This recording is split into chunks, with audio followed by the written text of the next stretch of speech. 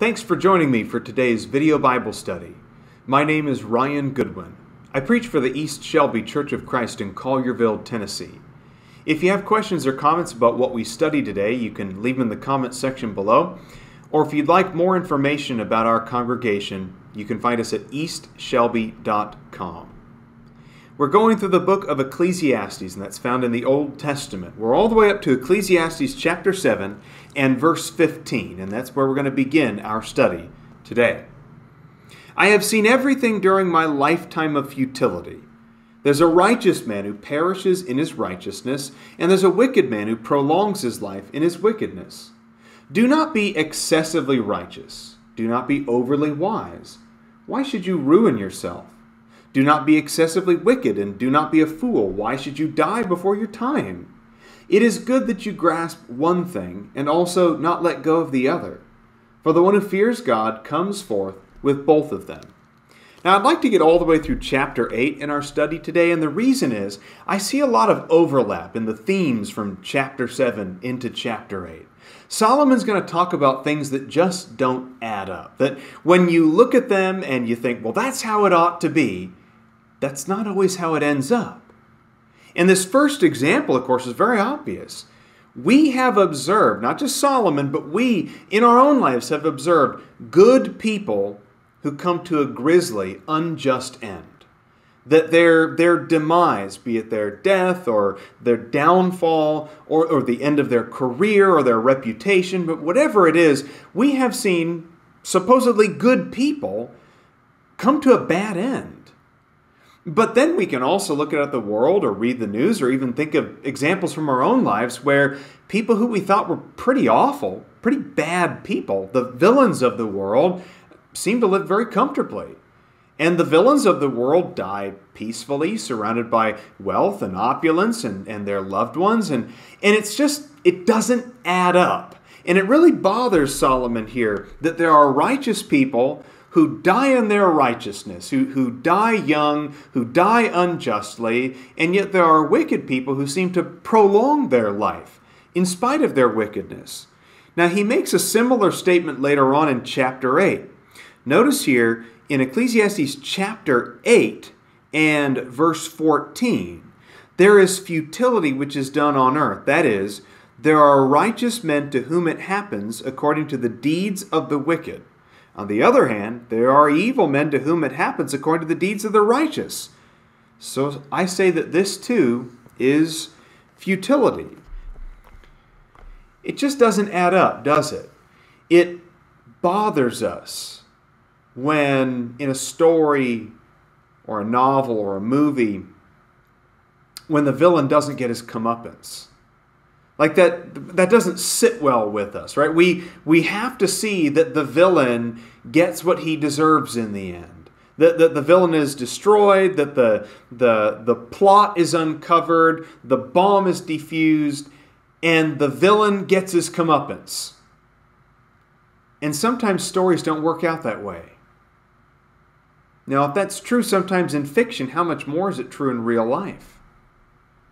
How many criminals get away with their criminal activity, while people who are honest and generally righteous die these ignoble deaths? It just doesn't add up. Now, here's Solomon's, I guess his conclusion to it then is in verses 16 and 17. He says, I guess just don't be overly righteous. Don't be overly wise. In verse 17, don't be excessively wicked and don't be a fool. Now, it's interesting language, and I guess there's a few different ways we can look at this. Perhaps Solomon is being kind of tongue-in-cheek about this. Like maybe he's being sort of sarcastic about this whole thing. Like, if that's how it is, if righteous people sometimes die in their righteousness and wicked people seem to get away with it and live comfortable, long lives, well, I guess don't be one or the other. Don't be extremely righteous, because you see where that gets you. But don't be extremely wicked, because sometimes it doesn't work out. And so it could be that he's being kind of sarcastic about this. That's not how I tend to interpret it, by the way. This is my explanation for what he's saying in verses 16 and 17. So he says, do not be excessively righteous. Do not be overly wise. Why should you ruin yourself? I think if you kind of take away the sarcastic element of this passage, I think what Solomon is saying is, don't be pretentious when it comes to your righteousness. Don't be somebody who lives the kind of quote-unquote righteous life. Well, there's your obnoxious finger quotes for the day. I had to put my Bible on so I could get both of them in there. Don't be the sort of person that lives that quote-unquote righteous life when underneath the surface, you're really just a hypocrite. You know, you look righteous on the outside. You look good on the outside. You have this exterior, this veneer of religiosity and morality and goodness. But on the inside, you're just a hypocrite. Don't be that kind of over-the-top righteous. Because what good does that do anybody?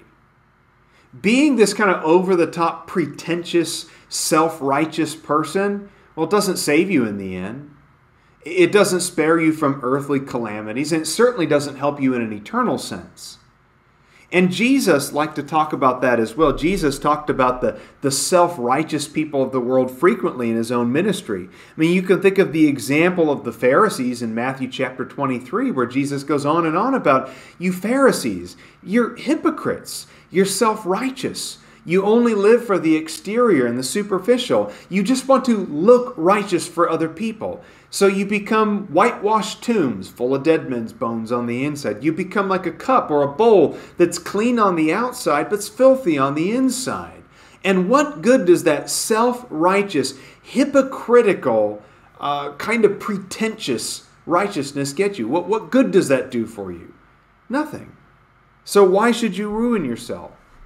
And if that's the kind of righteousness you're living for, well, you're wasting your time. And so that's balanced then in verse 17. So don't be excessively wicked. Now, that excessively wicked, I think, is that kind of impetuous wickedness, right? Where it is over-the-top wickedness. Where you're willing to just do anything, anytime, with anybody, to anybody. And it's just that sort of over-the-top wickedness. The I'm all in, I'm going to hit the gas pedal, and there is no limit to the wickedness that I'm going to perform. I think we have to see in life, you cannot be a pretentious person and think that that's going to save you. Pretentiousness doesn't save. Self-righteousness doesn't save. Hypocrisy doesn't save. But impetuousness doesn't save either. Just living for self and hedonism and pleasure seeking, that doesn't save you either. So you have these kind of two extremes that Solomon is talking about, and neither one is where you're going to find salvation. And on either end of that extreme, you find people who are destroyed, or at least destroy themselves because of the way that you're living. So in verse 18, he says, it's good that you grasp one thing and also not let go of the other. For the one who fears God comes forth with both of them. Now, I think you could maybe rephrase this as finding balance. But we have to be careful with that interpretation, because Solomon is not saying, and I don't think the Bible would ever endorse this. I don't think that God would endorse this in the scriptures, that, well, you just have to be you have to find balance. Like, don't be too righteous, but also don't be too wicked. You can just be a little bit righteous and a little bit wicked. You can be a generally good person who dabbles in sin every now and then. Just don't be too extreme. That's not what this passage is saying. That's not what this passage is saying. I think what Solomon is trying to say is, there is a way that you can live where you don't fall into either of those camps. You must pursue righteousness. Hold on to righteousness. Why? Not for your own self-aggrandizement.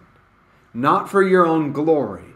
Not to be self-righteous. You pursue righteousness because you fear God. That's the key in verse 18. The one who fears God. And so the one who fears God will pursue righteousness because he cares about God, because he's living for God, because God is the key, God is the goal, God is the end game. But then there's the other side of it is, are we not allowed to live in such a way that we're free to express ourselves and enjoy the things of this world, that we can take risks and go on adventures and be a little impetuous sometimes? Well, yeah. But again, as long as you're fearing God. If you fear God, there's a place for whitewater rafting. If you fear God, there's a place for indulging a little every now and then when it comes to food and fun and games and recreation, right? There's a place for that as long as you fear God. And if you fear God, you will be able to walk away with both things in your hand. You don't have to live like some kind of stoic monk in a monastery who has no earthly possessions. But you also don't have to live like somebody who's a hedonist and who's just seeking after pleasure and is living like a beach bum with not a care in the world, with no responsibilities and no thought of the future, right? You don't have to be a monk or a beach bum to find out that you can hold on to both righteousness and fun at the same time. If you fear God and you live with that. Now he goes on to say in verse 19, Ecclesiastes chapter 7 and verse 19, wisdom strengthens a wise man more than 10 rulers who are in a city. Indeed, there's not a righteous man on earth who continually does good and never sins. Also in verse 21, don't take seriously all words which are spoken, lest you hear your servant cursing you. For you also have realized that you likewise have many times cursed others. Maybe this kind of like striking that balance again. Of course you want strength. You want the 10 rulers who are in a city, right? All other things being equal, if you can have a full staff of strong people in your business or in a government or in a city, if you can be this fully staffed organization, well, yeah, of course, all of the things being equal, you would want that. But he says, don't forget to factor in wisdom, because wisdom will strengthen someone more than 10 rulers in a city. Wisdom strengthens us more than any kind of earthly source of power or authority or strength. Don't forget the wisdom that's in there.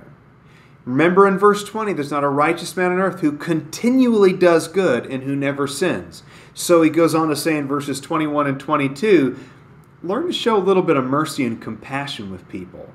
Before you go and judge somebody else for hurting your feelings or betraying you somehow or for failing you somehow, just try to keep in mind the times that you have failed as well.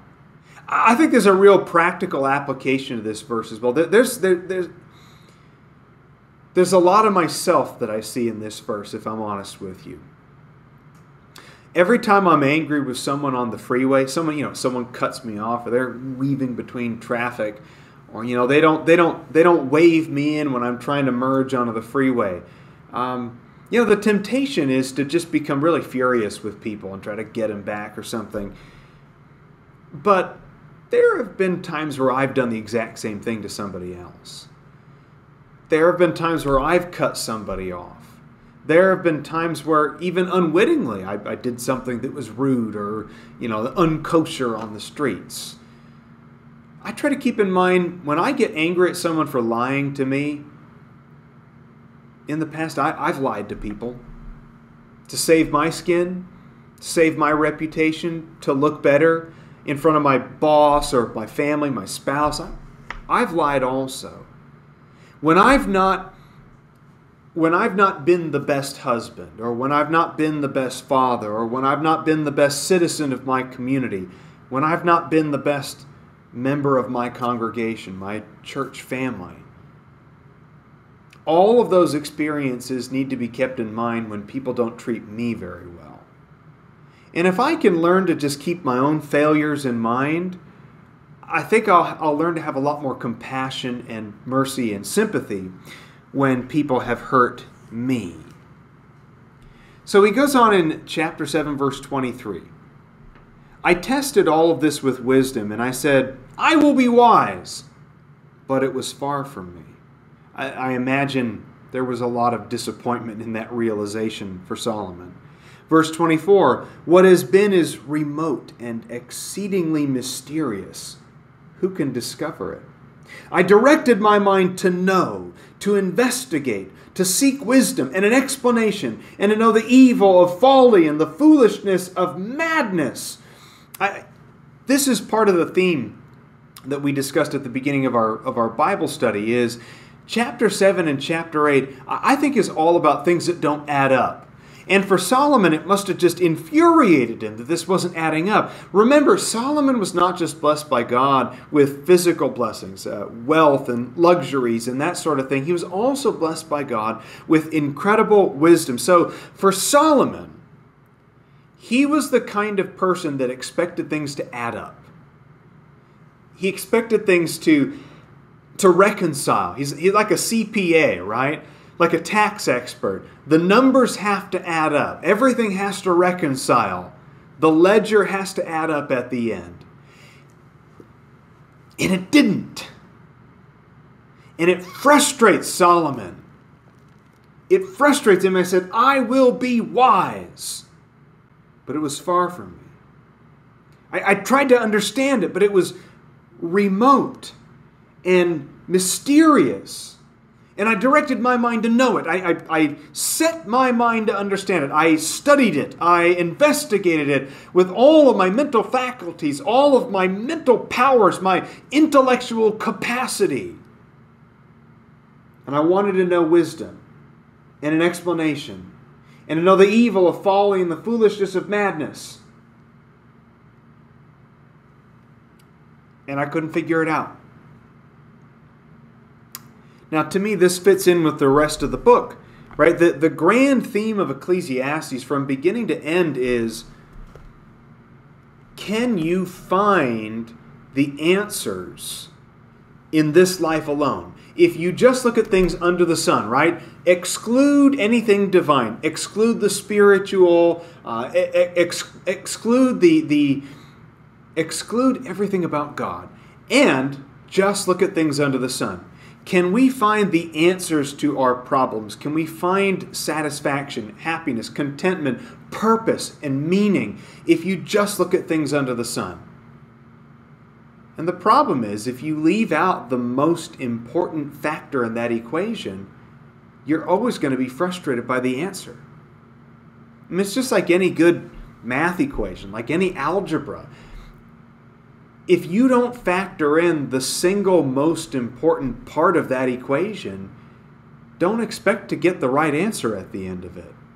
And so if you add up earthly wisdom and earthly experiences, and if you add up relationships and sex, and if you factor in money and luxuries, and if you factor in justice and righteousness on earth, and good government and good community, and you factor all these things and youth and old age, and you take all of life's experiences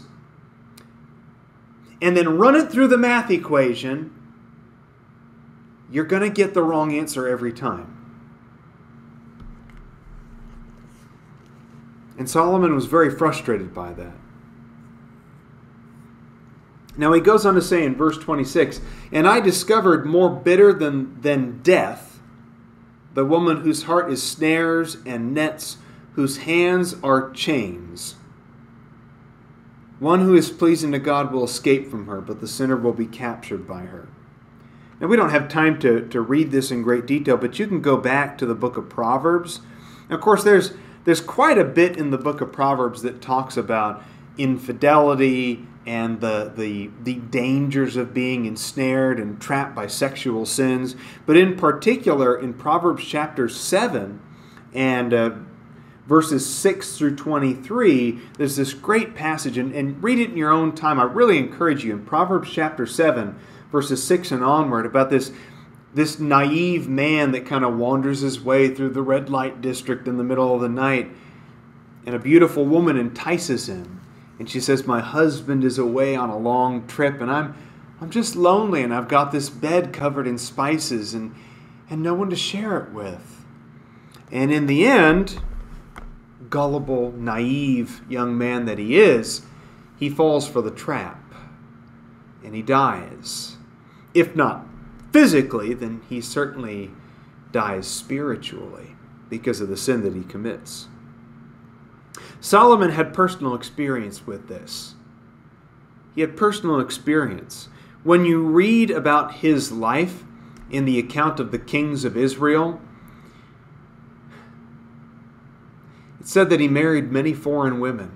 Many foreign women. Remember that Solomon ended up having 700 wives and 300 concubines in addition to that. And these foreign women pulled his heart away from God.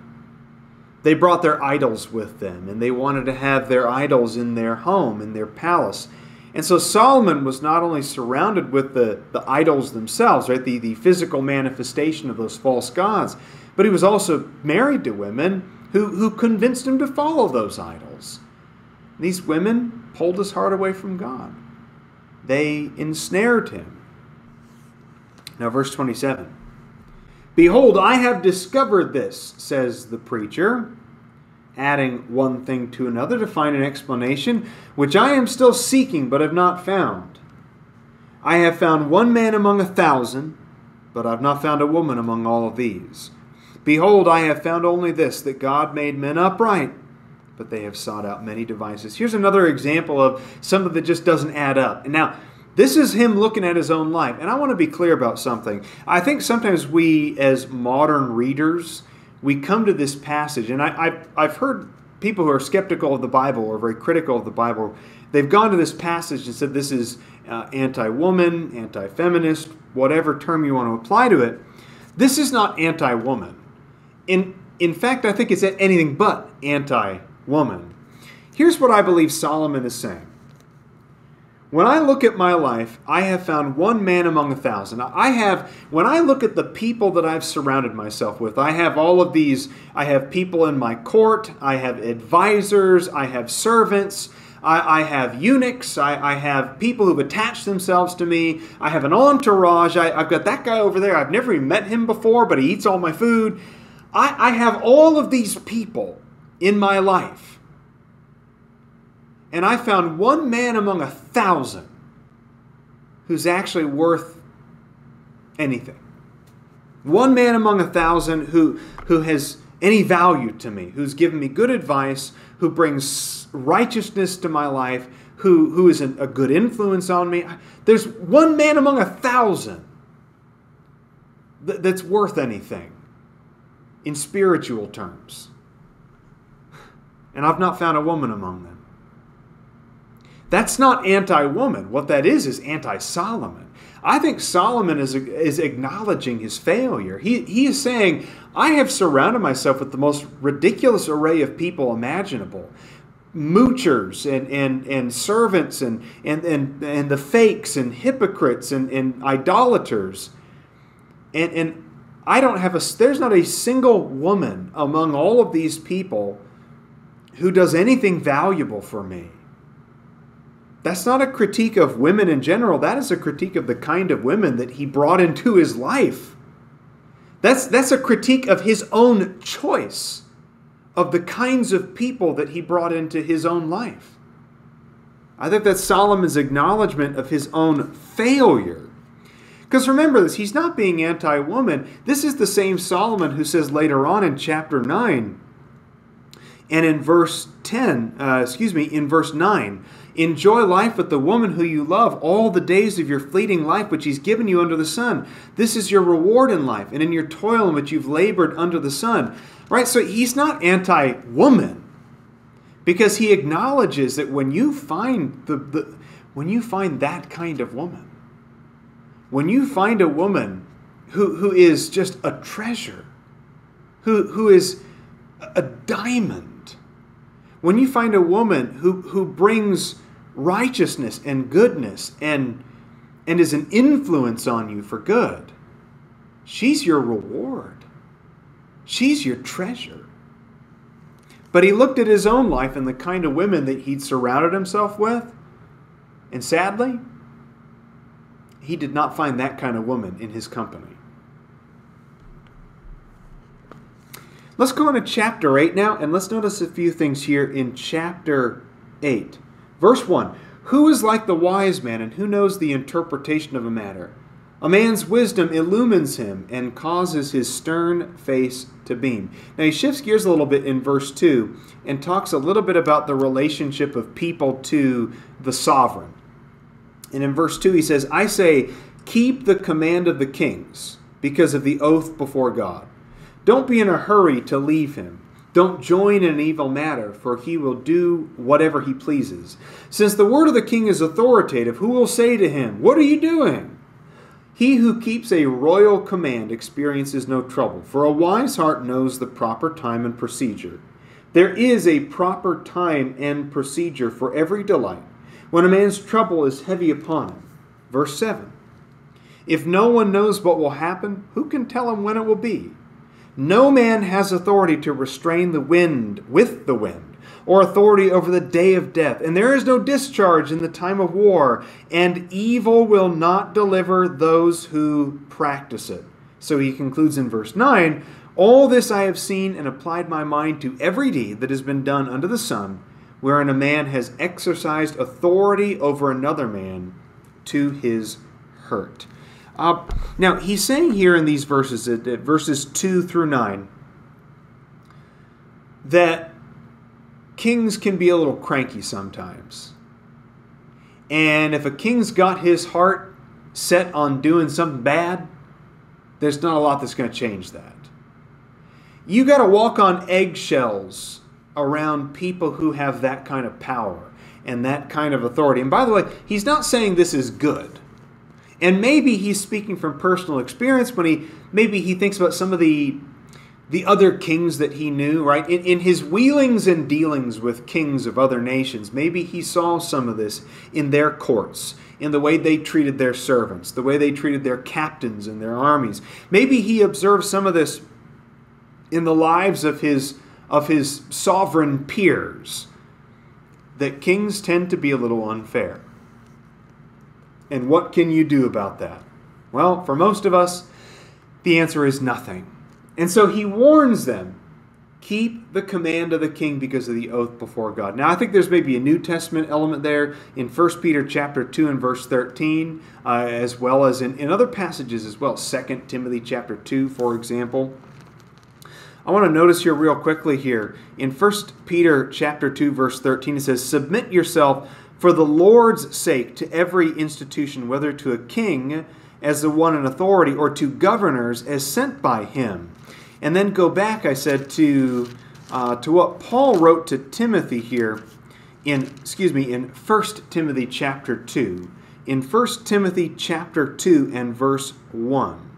First of all, then, I urge that entreaties and prayers, petitions and thanksgivings be made on behalf of all men, for kings and all who are in authority, in order that we may lead a tranquil and quiet life in all godliness and dignity. Of course, another New Testament passage that would be worth your study is Romans chapter 13, which talks about submitting to earthly authorities and paying taxes and that sort of thing. That'd be another passage for another day of study, though.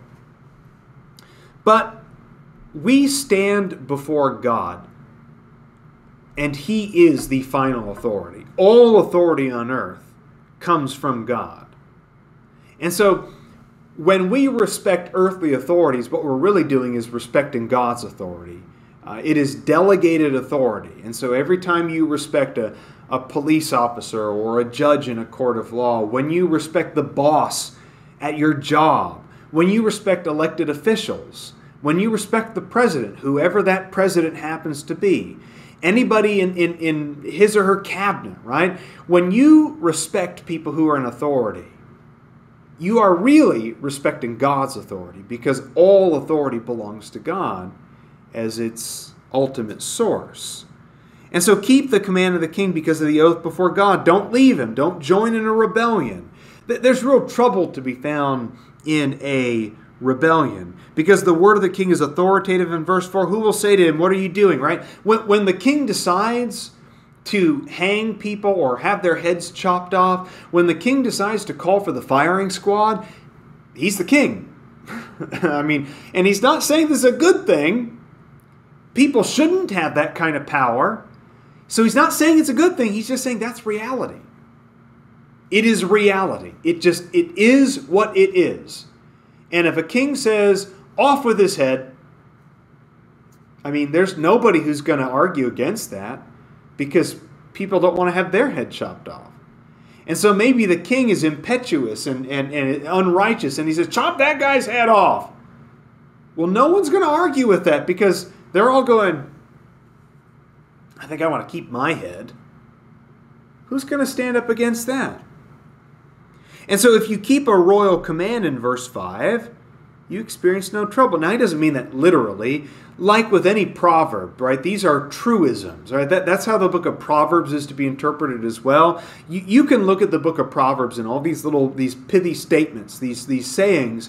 Not all of them are literally going to come true always, right? These are truisms. They are ideas that are generally true, that for the most part, more often than not, these are things that are true. And I think that that is true here as well. For the most part, if you obey the law and you respect authority, and for the most part, more often than not, if you keep a royal command, you will have no trouble from the king. There's a proper time and procedure for everything, he says there in verse 6. And you need to understand what that proper time and procedure is. There's a right time to go to your king. There's a right time to bring up your case. There's a right time to make your argument. There's a right time to debate. And there's a wrong time. Know what the proper time and procedure is, and you will find a whole lot more success there. Now let's go on to verse 10. Let's go on to verse 10. So I've seen the wicked buried, those who used to go in and out from the holy place, and they're soon forgotten in the city where they did thus. This too is futility. I think what he's saying there in verse 10 is, I have observed wicked people who would go in and out of the holy place. Right? These are hypocrites. These are wicked people who are going to the holy place. They're going to worship, but they're not really there to worship. They're there for pretense. They're there for show. They're hypocrites. The Pharisees of the New Testament, the chief priests that on the one hand they'll serve in the temple, but on the other hand they'll cry out, crucify him, because of political gain and jealousy over the success of Jesus our Lord. And, they go in and out from the holy place, but they're soon forgotten. And it's futility. Showing up at the holy place, going to church is the modern vernacular we might use. That doesn't do anybody any good if it's not done for the right reasons. Because the sentence, verse 11, because the sentence against an evil man is not executed quickly, therefore the hearts of the sons of men among them are given fully to do evil. I think what he's saying there is, if your justice system is slow, if there is not a connection, an immediate connection that's made between action and consequence, then the consequence loses its potency. If somebody commits a crime, but the punishment doesn't occur for 20 years, there's no immediacy, right? There's no connection that's being made there. It may be the same in your own life, right? Let's say you're trying to train your dog to not jump up on the couch, right? If your dog jumps up on the couch and then you discipline him for it 8 hours later, there's no connection that's made there. If you're trying to discipline your children in some regard and they commit a deed that is worth disciplining, but you don't discipline them for a week, it's lost its potency. It's no longer a powerful force in someone's life when you don't execute judgment against an evil deed quickly. And although a sinner, in verse 12, although a sinner does evil 100 times and may lengthen his life, still I know that it will be well for those who fear God and who fear Him openly. This is what we were saying earlier, back in verse 18. For the one who fears God comes forth with both of them. Fearing God is the key. And he mentions this at the end of the book as well. I'm going to spoil the end of the book for you here. But at the end of the book, he mentions this again, that at the end of the day, when all has been said and done, the most important thing that we can do, the key to all of it, is to fear God and keep His commandments. It will be well for those who fear God and fear Him openly, but it will not be well for the evil man and he will not lengthen his days like a shadow, because he does not fear God. Now, with the last few verses, and we've already talked about verse 14 a little bit earlier, when we were discussing the way it doesn't add up in verses 15 through 18, right? That's one of those things that doesn't add up. Let's look at one last thing that just doesn't add up. Go on down to verse 16, and notice verses 16 and 17. When I gave my heart to know wisdom, and to see the task which has been done on the earth, even though one should never sleep day or night, and I saw every work of God, I concluded that man cannot discover the work which has been done under the sun. Even though man should seek laboriously, he will not discover. And though the wise man should say, I know, he cannot discover. This is a fact that Solomon had to accept. This was something that made it impossible to find reconciliation, to find answers. As long as God was not a part of the equation, no matter how smart you are, no matter how wise you are, no matter how experienced you are, as much as you say you know, you don't really know. We don't really know. We think that we've got all the mysteries of the universe figured out. We think that because we've unlocked the power of the atom, and because we understand how cells work, and because we've cured these diseases over here, or because we've made it to the moon, we think that because we've discovered some things, that we know. But we don't really know. And what a task it is, isn't it? What a task it is that we've been given. You give your heart to know wisdom. You give your heart to understand the world. And man can't discover the work which has been done under the sun. What a vexing, vain pursuit. I certainly hope that if there's anything that we've talked about today that has touched your life, that's pricked your heart, that you'll reach out to the East Shelby Church of Christ and give us an opportunity to discuss it further. As always, my friends, have a wonderful and blessed day, and we'll see you in our next video Bible study.